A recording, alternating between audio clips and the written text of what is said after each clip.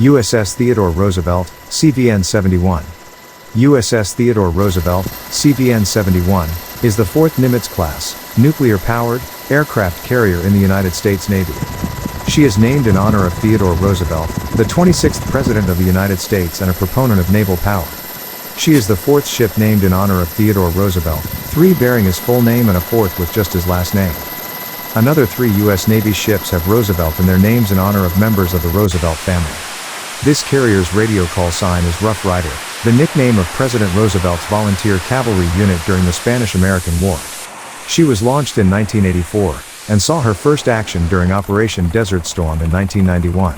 Initially, President Gerald Ford canceled the order for CVN-71 in 1976 and substituted two CVV-type medium-sized, conventional-powered carriers that were expected to operate V/STOL aircraft.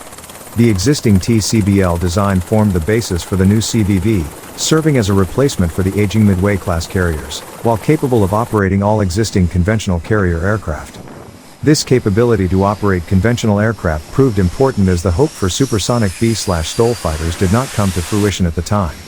In any case, construction of the proposed CVV medium-sized carrier never took place. Authorization for CVN-71 was further delayed when President Jimmy Carter vetoed the 1979 fiscal year Department of Defense authorization bill because of the inclusion of this Nimitz-class nuclear supercarrier in the Navy shipbuilding program.